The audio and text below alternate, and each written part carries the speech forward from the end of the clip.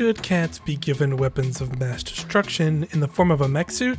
Gato Roboto doesn't necessarily answer that question, but makes a case for why it's fun at least.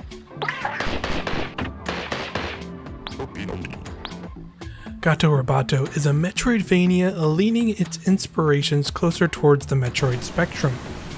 The game opens with Gary, a space patrol officer, receiving a distress signal from a nearby planet while on his typical patrol. Before he can disregard the call, his feline companion Kiki jumps up on the keyboard, hurtling them into the planet. Now crashed on the planet, Gary is pinned inside the ship and tasks Kiki with exploring the planet and finding help.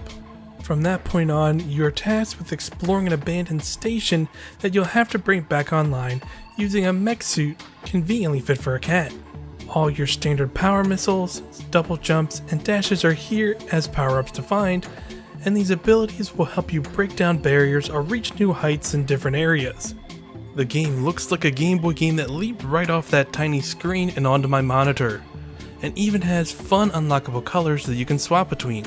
The interactions between Gary and Kiki are always a delight and give the game a fun, lighthearted vibe even when I felt like I was a mass frog murderer with the amount I was killing.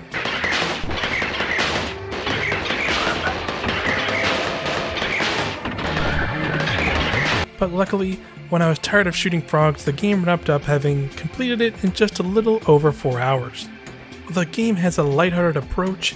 The soundtrack and sound design do a great job at giving you the feeling of being on this dangerous alien planet. The mech shots have a satisfying sound when hitting enemies, and hearing Kiki meow every time she jumps out of the mech suit is never not adorable. Gato Roboto doesn't ultimately set a new course for Metroidvania games, but it doesn't feel like it ever had those intentions. Each of the 4 major areas offers different gameplay, like an underwater submarine section or a tight quarters area with tight timing and platforming playing just as Kiki. The boss battles are tough and will take you a couple of tries, but once you start learning the patterns, you can watch your evil mouse nemesis go down in flames. In this day and age of Metroidvanias and roguelikes, many lack a definitive end so players can continue to replay them. It was refreshing to have this little bite-sized game along those genres to play through in a weekend sitting. That being said, I would have still liked just a bit more variety when it came to some of the enemy types I encountered, and the areas themselves too could have felt a little more distinct.